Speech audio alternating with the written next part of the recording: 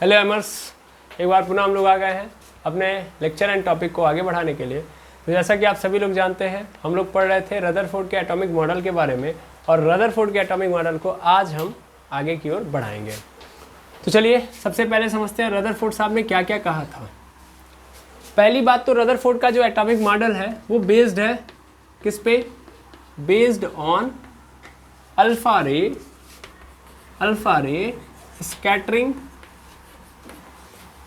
Scattering experiment. Alpha रे scattering experiment, ठीक है।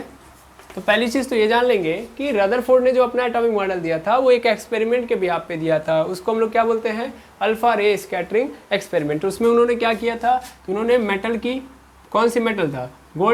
गोल्ड मेटल लिया था और उसकी एक बहुत थीन लेयर ली थी और इसके ऊपर क्या कराया था? इसके ऊपर अल्फा रे की क्या कराई थी? बमबारी कराई थी। यहाँ से क्या निकले थी? अल्फा रे। तो हुआ ये कुछ कि लगभग बहुत सारी रेस थी, बहुत सारी क्या थी? रेस थी। वो क्या हो गई? इस मेटल से यानी गोल्ड के थीन फॉइल से क्या हो गई? पार हो गई। लेकिन 20,000 में से लगभग एक रेज जो है वो क्या हो गई? पूरी की पूरी क्या हो गई? रिफ्लेक्ट हो गई। जब वो कहाँ पे जाती है? उस गोल्ड फॉइल के बीचों बीच जाती है, ठीक है ना। ध्यान से समझिएगा। मैंने बताया था इसके पहले भी कि जो अल्फा रे थी वो अल्फा रे आई कहाँ से थी? तो यूरेनियम से आई थी। यूरेनियम एक क्या है? एक रेडियो एक्टिव एलिमेंट है जो अपने अंदर से एनर्जी क्या करते रहता है? एमिटेट करते रहता है, निकालते रहता है। और किस फॉर्म में? अल्फा बीटा गामा के फॉर्म में। मेनली उसका कौन सा रे ज़्यादा प्रमुखता से लिया गया? तो अल्फा रे। तो अल्फा रे को लिया हम लोगों ने और अल्फा रे को क्या कर दिया? लगभग 16,000 किलोमीटर पर सेकेंड की स्पीड से इस गोल्ड के फॉइल के ऊपर छोड़ दिया। अब ये अल्फा रे गया और ये अल्फा रे का मैक्सिमम पोर्शन क्या हो गया? पार हो गया। क्या हो गया? पार हो गया। कितनी रेस थी? अप्रॉक्स मैंने मान ली कि 20,000 रेस थी। तो उस 20,000 रेस में से लगभग 1900 क्या बोलते हैं? 19,990 रेस क्या हो गई? पार चली गई। यानी थोड़ा सा भी उनमें कोई दिक्कत नहीं हुआ। लेकिन कुछ रेज ऐसी थी जो क्या हो गई? बीच में आने पे क्या हो गई? रिफ्लेक्ट हुई। और एक आधा रेज जो थी वो क्या हो गई? पूरा का पूरा वापस चली आई। आई बात समझ में?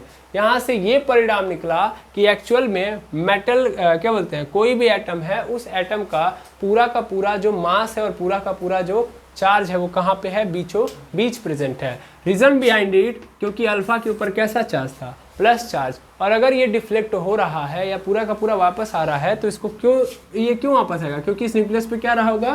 प्लस चार्ज रहा होगा, ठीक है। तो प्लस जब प्लस से टकराएगा तभी तो वापस आएगा। यस और नो? तो बिल्कुल प्लस था और यहाँ पे भी प्लस है, इसीलिए ये वापस आ रहा है। अगर माइनस होता तब तो आगे बढ़ा दिया होता, ठीक है। और हमने ये पढ़ा है, पहले ही पढ़ा है कि मेनली जो भार होता है वो टोटल का टोटल किसके पास होता है? प्रोटॉन के पास। इलेक्ट्रॉन के पास तो भार होता नहीं है। तो अगर प्रोटॉन बीचों बीच में है, क्योंकि प्लस चार्ज कहाँ पे है? बीचों बीच में है। और प्लस चार्ज था किस पे? प्रोटॉन पे था। तो अगर प्रोटॉन बीचों बीच है तो इसका मतलब टोटल मास भी क्या होगा? बीचों बीच होगा, ठीक है ना। तो रदरफोर्ड ने इसी एक्सपेरिमेंट के बिहाफ पे एटम का मॉडल प्रस्तुत किया था। क्लियर? अब दूसरी बात उन्होंने क्या बोली थी? दूसरी बात ये बोली थी कि एटम के दो पार्ट हैं। एटम के कितने पार्ट हैं? दो। यानी एटम के दो पार्ट है। पहली बात तो ये समझो, एटम दो पार्ट में डिवाइडेड है। एक तो फर्स्ट पार्ट जहाँ पे पूरा का पूरा मास और पूरा का पूरा चार्ज, पॉजिटिव चार्ज क्या है? प्लेस्ड है, ठीक है ना। Total positive charge and total mass of atom कहाँ प्लेस होगा? न्यूक्लियस में। कहाँ प्लेस होगा? जिस जगह पे होगा उसी को इसने क्या बोला? न्यूक्लियस, ठीक है ना। क्या बोला गया? न्यूक्लियस। न्यूक्लियस यानी नाभिक। हिंदी में क्या बोलेंगे? नाभिक। तो इन्होंने क्या बोला? इन्होंने ये बोला कि एटम का जो पूरा का पूरा चार्ज होता है, पॉजिटिव चार्ज, और पूरा का पूरा जो मास होता है वो कहाँ पे होता है? जिस जगह पे होता है उसको हम लोग क्या बोलते हैं? न्यूक्लियस बोलते हैं। और न्यूक्लियस के अराउंड वाले पोर्शन को बोला जहाँ पे इलेक्ट्रॉन रहते हैं, जहाँ पर इलेक्ट्रॉन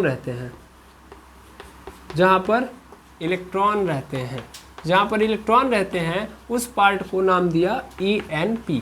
ENP मतलब एक्स्ट्रा न्यूक्लियर पार्ट। ठीक है, एक्स्ट्रा न्यूक्लियर पार्ट। तो एक्स्ट्रा न्यूक्लियर पार्ट मतलब न्यूक्लियर के अलावा जो पार्ट है उसको एक्स्ट्रा न्यूक्लियर पार्ट बोला गया, और बोला गया कि इलेक्ट्रॉन कहाँ रहते हैं, यहीं रहते हैं। ठीक है, क्लियर है। अल्फा रे स्कैटरिंग एक्सपेरिमेंट क्या होता है मैंने आपको अच्छे से समझा दिया, अगर वो आप एक्सपेरिमेंट देख के आएंगे तो ये ज़्यादा अच्छे से समझ में आएगा। क्लियर है। तो दो बातें समझ में आ गई इनके मॉडल के अनुसार, मतलब इनके मॉडल पे क्या समझ में आया, इनके मॉडल के बारे में अगर आप किसी को समझाएंगे तो क्या समझाएगा कि इनका मॉडल आया कहाँ से, इस एक्सपेरिमेंट के कारण। और इसी एक्सपेरिमेंट के कारण ये पता चला कि टोटल पॉजिटिव चार्ज और टोटल मास कहाँ पे होते हैं, न्यूक्लियस में होते हैं, और जहाँ पे इलेक्ट्रॉन रहते हैं उस पार्ट को क्या बोला जाता है, एक्स्ट्रा न्यूक्लियर पार्ट बोला जाता है। ठीक है, इन दोनों बातों में कोई दिक्कत नहीं है।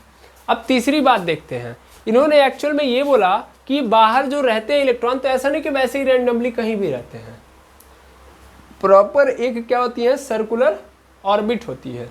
जैसे सन के चारों ओर अर्थ क्या कर रहा होता है, घूम रहा होता है, तो चूंकि अर्थ तो घूम रहा होता है इलिप्टिकल ऑर्बिट में, लेकिन जो इलेक्ट्रॉन है वो किस ऑर्बिट में घूम रहे होते हैं, सर्कुलर ऑर्बिट में।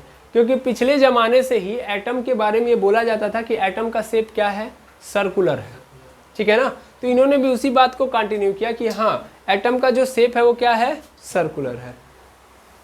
एटम का शेप क्या है, सर्कुलर है, और उस सर्कुलर शेप में जो न्यूक्लियर वाला पोर्शन है, जहाँ पे पूरा का पूरा पॉजिटिव चार्ज है, पूरा का पूरा मास है, उसके बाहर कई सारे सर्कुलर क्या बने हुए हैं, ऑर्बिट बने हुए हैं। उन ऑर्बिट के अंदर क्या कौन रहता है, इलेक्ट्रॉन रहता है, और ना ही रहता है, वो घूम रहा होता है। वो क्या कर रहा होता है, घूम रहा होता है। ठीक है, तो थोड़ा ध्यान देंगे। थर्ड बात जो उन्होंने बोली उसको देख लेते हैं हम लोग। थर्ड पॉइंट उन्होंने बोला कि देखिए, मैं सीधा सीधा लिखता हूं, इलेक्ट्रॉन न्यूक्लियस के अराउंड सर्कुलर ऑर्बिट में न्यूक्लियस का, या डायरेक्ट लिखा तो हूँ, डायरेक्ट लिख देता हूँ कि इलेक्ट्रॉन न्यूक्लियस के अराउंड ऑर्बिट में चक्कर लगा रहे होते हैं। चक्कर यानी रिवॉल्व यानी चक्कर लगा रहे होते हैं। ठीक है, कैसे, कुछ ऐसे कि ये है हमारा एटम, इस एटम में ये क्या पोर्शन है, ये न्यूक्लियस है, इस न्यूक्लियस के चारों ओर क्या बनी हुई हैं, कक्षाएं, क्या बनी है, ऐसी बहुत सारी कक्षाएं, और इन कक्षाओं के अंदर जो इलेक्ट्रॉन है, यानी ये जो ऑर्बिट है, इनमें क्या होता है, इलेक्ट्रॉन जो है वो चक्कर लगा रहे होते हैं, इन ऑर्बिट के अंदर घूम रहे हैं, ऐसे ऐसे, समझ में आ रहा है, घूम रहे हैं। बात क्लियर हुई, हाँ या ना। क्या बात बोली उन्होंने कि इलेक्ट्रॉन जो होता है न्यूक्लियस के अराउंड सर्कुलर ऑर्बिट में क्या कर रहे होते हैं, चक्कर लगा रहे होते हैं। ठीक है ना, चक्कर लगा रहा होता है, यहाँ पे लिख देंगे। और कैसे, तो ऐसे, तो ये न्यूक्लियस है, न्यूक्लियस के चारों ओर देख रहे हैं ना, ये एक ऑर्बिट, दूसरा ऑर्बिट, तीसरा ऑर्बिट, और इन ऑर्बिट्स के अंदर कौन भरे हैं, इलेक्ट्रॉन भरे हैं। और इलेक्ट्रॉन ऐसा नहीं रुके हुए, क्या कर रहे हैं, बार बार घूम रहे हैं। बड़ा अच्छा पॉइंट है, इसको याद रखिएगा, इस पॉइंट को याद रखना है, क्योंकि आगे हेल्पफुल है कहानी को आगे बढ़ाने में।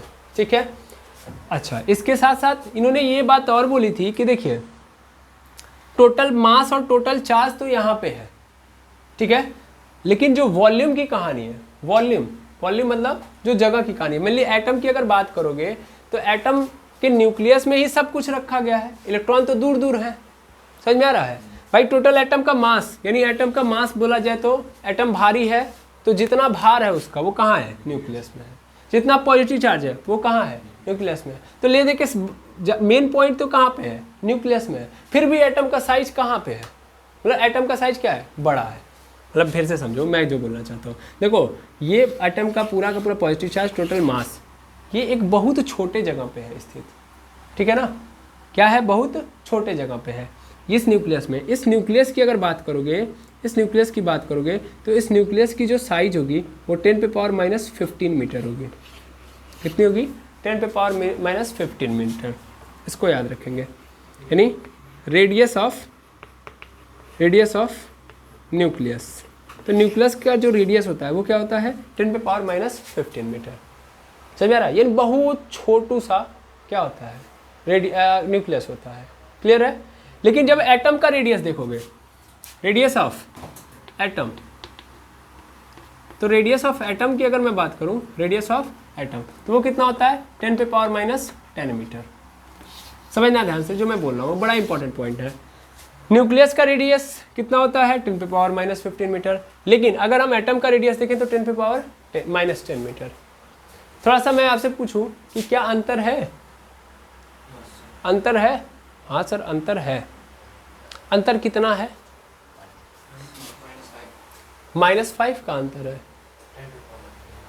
10⁻⁻5 का डिफरेंस है। और 10⁻⁻5 का मतलब समझ पा रहे हैं?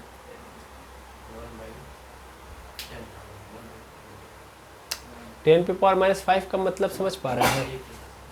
लगभग 1 लाख। 1 लाख का अंतर है। मीटर में अगर हम कन्वर्ट करें तो 1 लाख मीटर का अंतर है। 1 लाख मीटर मतलब बताइए कितना किलोमीटर हो गया? बहुत ज़्यादा वैल्यू आ रही है। मेनली अगर हम बात करें तो हमारा न्यूक्लियस बहुत छोटा है और एटम का साइज क्या है न्यूक्लियस के रिस्पेक्ट में बहुत बड़ा है। मैं जो समझाना चाहता हूँ उसको समझिए। समझ में आ रहा है? इसका मतलब बहुत ज़्यादा पार्ट है खाली वाला, ये कहना चाह रहा हूँ। और वो खाली वाले पार्ट का कारण है ये इलेक्ट्रॉनवा। है समझ में? इलेक्ट्रॉनवा दूर दूर है, एक पास है नहीं। अब इसका भी कारण है। देखो बहुत सारे कारण आ जाएंगे अगर देखा जाए तो इलेक्ट्रॉन क्या है यहाँ पे बहुत दूर दूर है। यानी ये जो ENP वाला पोर्शन है, ENP वाला पोर्शन है, यही एक्चुअल में टोटल वॉल्यूम के लिए रिस्पॉन्सिबल है। टोटल वॉल्यूम सर कहानी में कहाँ लेके आ जाते हैं आप? कुछ समझे नहीं आ रहा है, कुछ पल्ले नहीं पड़ रहा है। मैंने बोला यार एटम का साइज देखो, एटम का साइज है 10⁻10 मीटर, न्यूक्लियस का साइज है 10⁻15 मीटर। यानी ये बहुत छोटा है और एटम का साइज अपने आप में क्या है इसके रिस्पेक्ट में बहुत बड़ा है। मैं जो बता रहा हूँ उसको सुनिएगा। ये इतनी सा है, कौन? न्यूक्लियस। ये इतना है तो एटम हमारा बहुत बड़ा है, ऐसे समझ लो। इसके रिस्पेक्ट की मैं बात कर रहा हूँ, ठीक है? एटम हमारा क्या है बहुत बड़ा है। ये इतनू सा है और ये ऐसे समझ लो, यहाँ से भी नहीं समझ जाएगा। ये बोर्ड है ना पूरा, इस बोर्ड में समझ लो कि ये हमारा क्या है न्यूक्लियस है, ये न्यूक्लियस है और बाकी पूरा बोर्ड क्या है एटम है।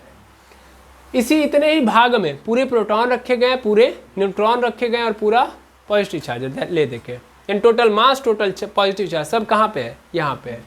तो बाकी भाग में क्या है? इलेक्ट्रॉन है।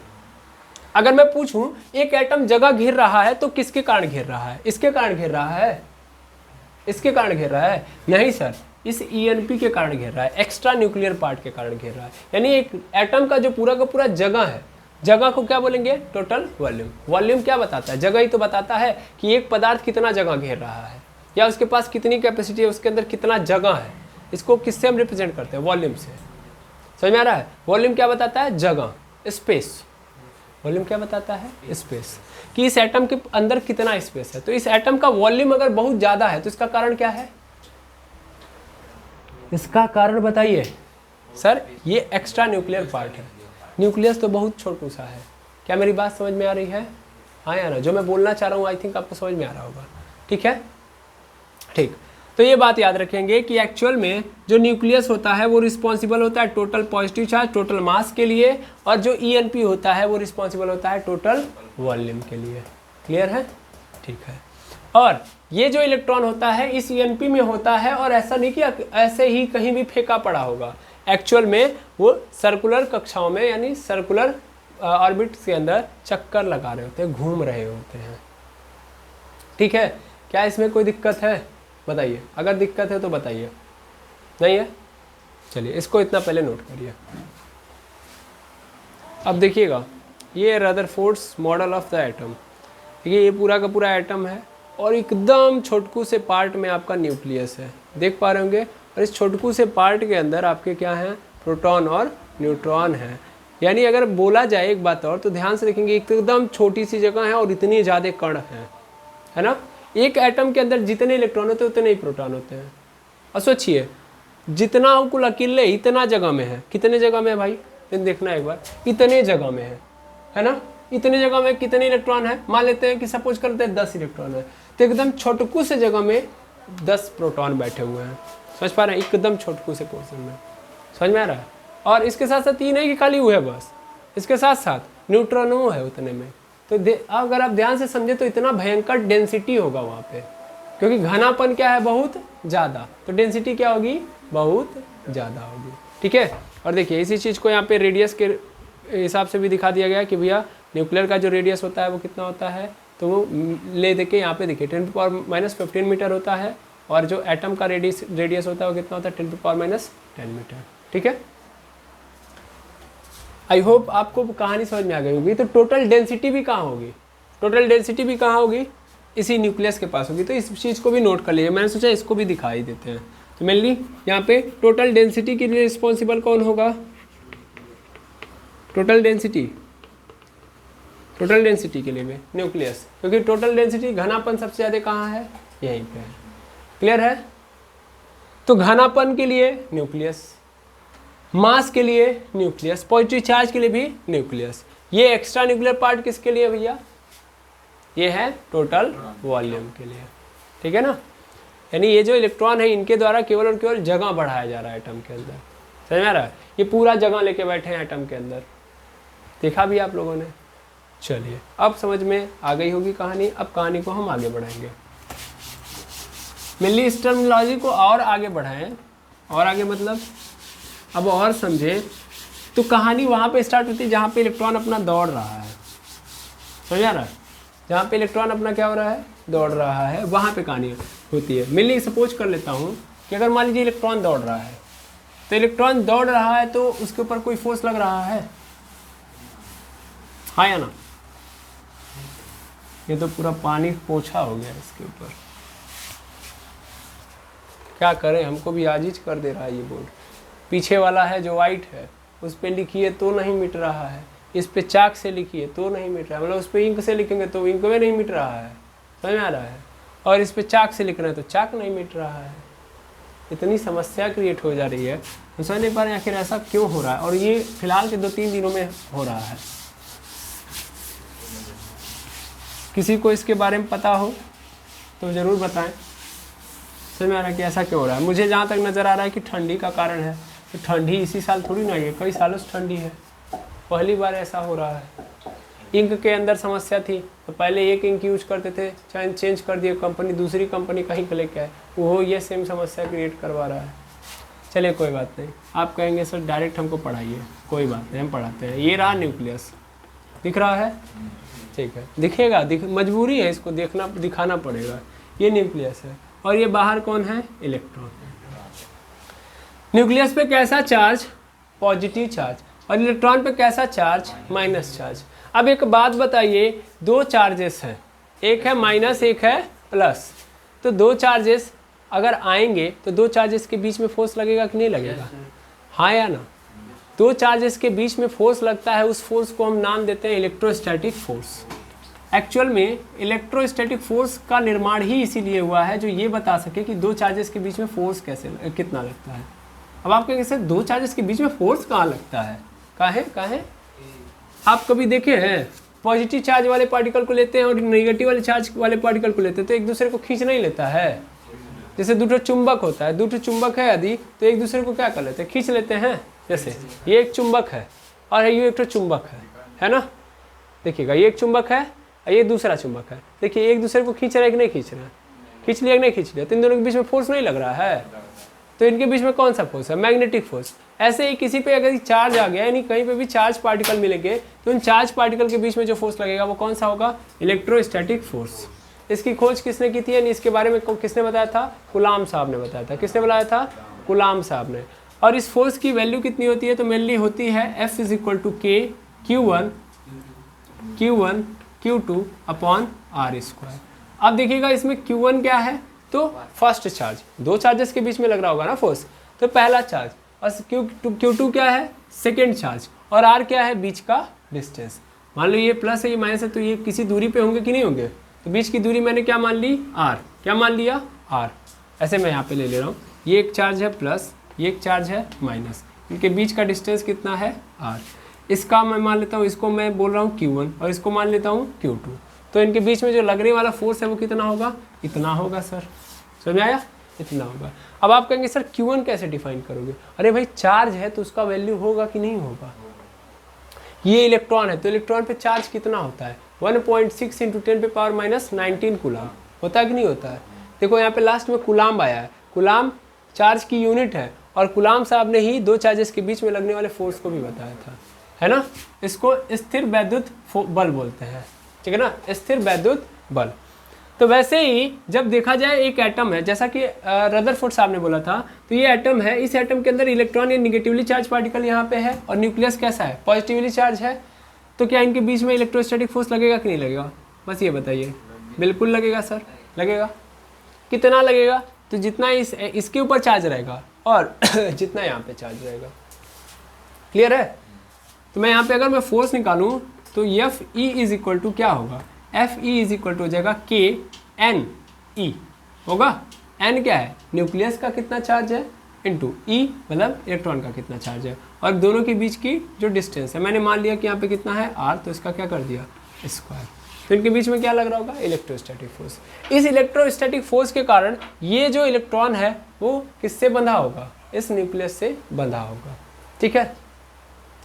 अब बांधने की तो बात है नहीं कि इलेक्ट्रॉन चुपचाप बैठा है। आपने कहा सर घूम रहा है, क्या बोला मैंने, घूम रहा है।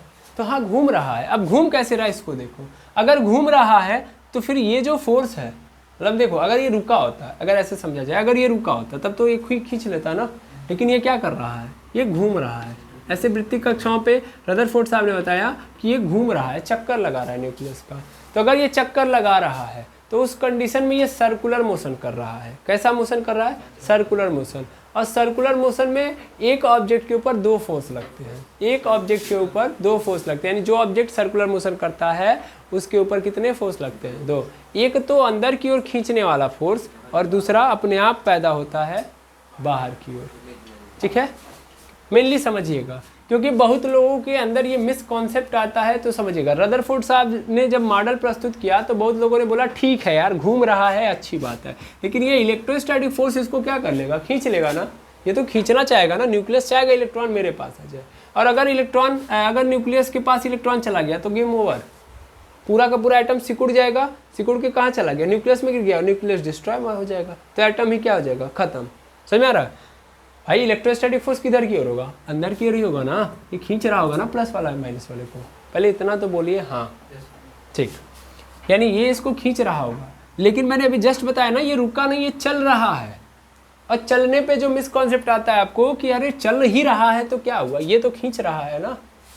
लेकिन जब ये चल रहा होगा, गोल गोल कक्षाओं में घूम रहा होगा, तो आप ये फील करेंगे कि एक्चुअल में जब ये रुका होता तब जो आप बात कर रहे हैं वैलिड है। हाँ जब रुक जाएगा तब ये खींच लेगा, लेकिन जब ये चल रहा होगा यानी गोल गोल घूम रहा होगा तो इसके ऊपर कितने फोर्स लगेंगे, दो।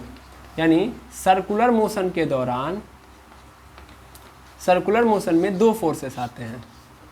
एक तो सेंटर की ओर यानी अंदर की ओर एक फोर्स होगा, अंदर की ओर फोर्स, दो फोर्स लगते हैं, अंदर की ओर फोर्स लगेगा और दूसरा बाहर की ओर। यानी ये इलेक्ट्रॉन गोल गोल घूम रहा है तो इसके ऊपर दो फोर्स लग रहा है, एक तो अंदर की ओर एक तो बाहर की ओर। बाहर की ओर दो फोर्स। अब अंदर की ओर जो फोर्स लगता है उसको क्या नाम देते हैं हम लोग, सेंट्रीपिटल फोर्स। कौन सा, सेंट्रीपिटल फोर्स, सेंट्रीपिटल फोर्स, ठीक है। और बाहर की ओर वाले फोर्स को हम लोग क्या नाम देते हैं, centrifugal force, centrifugal force. Hindi में इसको क्या बोलते हैं, इसको बोलते हैं अभिकेंद्र बल। क्या बोलते हैं, अभिकेंद्र बल। और दूसरा क्या होता है, अपकेंद्र बल, अपकेंद्र बल। ध्यान देंगे, यानी ये इलेक्ट्रॉन जब घूम रहा है गोल गोल तो इसके ऊपर दो फोर्स लग रहे होंगे। यानी आप खुद फील करिएगा, इसको छोड़िए कुछ देर के लिए, आप खुद जाइए और क्या करिए, गोल गोल घूमिए। चलिए आप भी गोल गोल नहीं घूम पाएंगे, मैं खुद घुमाता हूँ, आपको नहीं घुमाऊंगा, टेंशन ना लीजिए। जी बिल्कुल, बहुत बेहतरीन आपने एग्जाम्पल दिया है हमको। अब हम इनको दे देते हैं, ठीक है, नहीं निकलेगा, टेंशन ना लीजिए। देखिएगा ये एडाप्टर है, मतलब मेरे लिए चार्जर है। चार्जर ये क्या है, रस्सी है। अब मैं इसको गोल गोल घुमा रहा हूँ, गोल गोल घुमाऊंगा, ध्यान देंगे, गोल गोल क्या होगा, घुमाऊंगा। तो गोल गोल जब घूम रहा है यानी सर्कुलर मोशन कर रहा है। जब ये सर्कुलर मोशन करेगा, थोड़ा ध्यान से देखिएगा, आपने क्या किया हुआ है, इस एडाप्टर के ऊपर रस्सी के थ्रू अंदर की ओर एक फोर्स लगाया हुआ है, यानी ये इसका क्या बन गया, सेंट्रीपिटल फोर्स। रस्सी के ऊपर फोर्स लगा है ना, ऐसे गोल गोल घुमा रहे तो रस्सी के ऊपर फोर्स लगा है ना, तो रस्सी के ऊपर फोर्स, मतलब आप अंदर की ओर खींचे तो अडाप्टर के ऊपर अंदर की ओर फोर्स लग रहा है, लेकिन यार थोड़ा फील करो, ये चार्जर किधर की ओर भागना चाह रहा है, यानी अडाप्टर किधर की ओर, बाहर की ओर। इसका मतलब इसके ऊपर बाहर की ओर भी फोर्स लग रहा है। जो ही मैं अगर इसको छोड़ूं, मान लो ऐसे घुमा घुमा के छोड़ दूं, छोड़ दिया तो कहाँ भागेगा ये, कहाँ भाग रहा है, बाहर की ओर। कहाँ भाग रहा है, बाहर की ओर, ऐसे जा रहा है। समझ में आ रहा है? इसका मतलब यहाँ से एक बात तो सिद्ध होती है कि इसके ऊपर बाहर की ओर भी एक फोर्स लग रहा है, वो फोर्स दिखाई नहीं दे रहा है, इसका मतलब इमेजिनरी फोर्स है। लेकिन जब कोई भी ऑब्जेक्ट सर्कुलर मोशन करेगा तो एक फोर्स होगा, समझ में आ रहा होगा, कौन सा होगा वो, जो अंदर की ओर होगा। तो अंदर वाला फोर्स दिखाई देगा लेकिन बाहर वाला दिखाई नहीं देगा, और बाहर वाला फोर्स उतना ही होगा जितना अंदर वाला होगा। समझ में आया? हाँ या ना? मैं पुनः बोल दे रहा हूँ, बाहर वाला नहीं दिखाई देगा लेकिन अंदर वाला दिखाई देगा। तो ऐसे ही जब इलेक्ट्रॉन इस सर्कुलर पाथ पे घूम रहा है तो इसके ऊपर भी दो फोर्स लग रहे होंगे, एक तो अंदर की ओर लग रहा होगा, तो अंदर की ओर कौन सा है ये, यही तो है इलेक्ट्रोस्टैटिक फोर्स। यही इलेक्ट्रोस्टैटिक फोर्स किस में कन्वर्ट हो जाएगा भैया, सेंट्रीपिटल फोर्स में, ठीक है ना। और एक फोर्स बाहर की ओर लग रहा होगा जो क्या होगा, सेंट्रीफ्यूगल फोर्स होगा, CF। और दोनों मतलब ये वाला जो है यानी FE जो है वो किसके बराबर होगा, FCF के, यानी सर्कुलर मोशन के दौरान सेंट्रीपिटल फोर्स सेंट्रीफ्यूगल फोर्स के क्या होता है, बराबर होता है। इसीलिए ये ना ऑब्जेक्ट बाहर जा पाएगा और ना ही अंदर। समझ में आया? अरे हाँ ना बोलिएगा। तो इस कारण ये कहीं पे जाता नहीं, बस इस गोल गोल कक्षा में क्या करते रहता है, घूमते रहता है। ये बात किसने बताई थी, ये बात बताई थी रदरफोर्ड साहब ने, और यही बात उनके लिए घातक साबित होगी। समझ में आ रहा है? ये बात जो उन्होंने बोली थी कि इलेक्ट्रॉन वृत्तीय कक्षा में चक्कर लगा रहा है, आने वाले समय में यही बात उनके क्या बनी जाएगी, फेलियर का सबसे प्रमुख कारण। ठीक है, ये ड्रॉबैक का सबसे प्रमुख कारण। तो मेरी बात समझ में आ गई, जो उन्होंने बोली थी बातें मैंने आपको समझा दी अपने शब्दों में। क्या क्या बातें बताई कि सबसे पहली बात, रदरफोर्ड साहब ने ये बोला था कि मैं जो मॉडल दे रहा हूँ वो मैंने एक एक्सपेरिमेंट के बदौलत बताया है। वो एक्सपेरिमेंट का नाम है क्या, रदरफोर्ड अल्फा रे स्कैटरिंग एक्सपेरिमेंट। दूसरी बात उन्होंने बताई कि इस एक्सपेरिमेंट से जो नतीजा निकला वो ये निकला कि total positive charge, total mass एक न्यूक्लियस के अंदर बैठे हैं।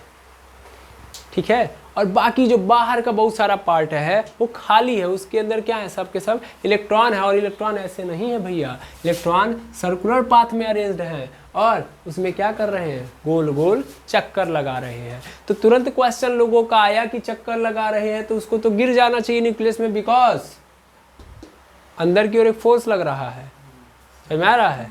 देखो उनका मोटिव समझना, उन्होंने बोला कि न्यूक्लियस है, इलेक्ट्रॉन को अगर मैं बैठा दे रहा हूँ, इलेक्ट्रॉन को मैं क्या कर दे रहा हूँ, बैठा दे रहा हूँ। यदि तो अगर मैंने इलेक्ट्रॉन को बैठा दिया तो ये जो माइनस चार्ज है वो खींच के कहाँ चला जाएगा, अंदर चला जाएगा, अंदर चला जाएगा ना। तो इसीलिए मैंने क्या कर दिया, गोल गोल घुमाया। गोल गोल घुमाने से क्या हुआ, एक फोर्स अंदर की ओर लगेगा और एक फोर्स बाहर की ओर। तो उन्होंने बोल दिया कि सर्कुलर पाथ पे मोशन कर रहा है, इसलिए इसके ऊपर दो फोर्सेस लग रहे हैं, एक तो अंदर एक तो बाहर, और ये दोनों फोर्सेस आपस में बराबर हैं, इसलिए ना इलेक्ट्रॉन बाहर जा पाएगा ना ही अंदर। क्लियर है? हाँ या ना? और बाद में फिर क्या आ जाएगा इनके पास, कई सारा ड्रॉबैक।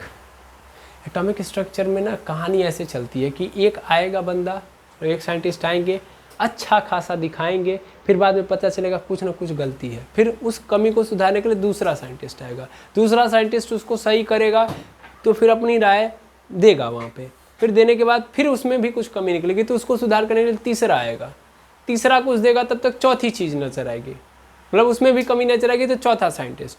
और इसके साथ अब एक बड़ी और प्रॉब्लम आती है, जानते हैं प्रॉब्लम क्या आती है, कि एटॉमिक स्ट्रक्चर की खोज चल ही रही है, डिफाइन किया ही जा रहा है, साथ साथ कई सारी खोज और चल रही है, मतलब मॉडल बना रहे हैं उसके साथ खोज भी चल रही है। तो हम नए नए रिसर्च आते रहते हैं उसी में, अब नए रिसर्च कुछ और बता देते हैं और हम कुछ और बता रहे होते हैं, तो कोलैप्स कर जाता है, तो फिर एक नया मॉडल लाना पड़ता है। तो एटॉमिक स्ट्रक्चर की कहानी बहुत लंबी चौड़ी है।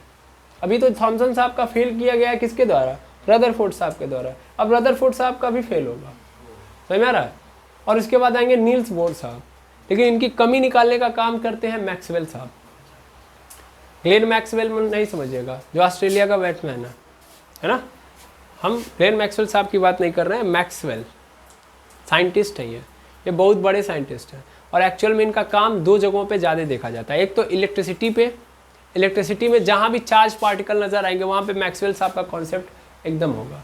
और दूसरा और कहाँ पे, लाइट के कॉन्सेप्ट में। तो इलेक्ट्रिसिटी और लाइट में इनका मतलब ऑप्टिक्स में भी बहुत बड़ा रोल रहा है मैक्सवेल साहब का, और इलेक्ट्रिसिटी में भी बहुत बड़ा कॉन्सेप्ट रोल है।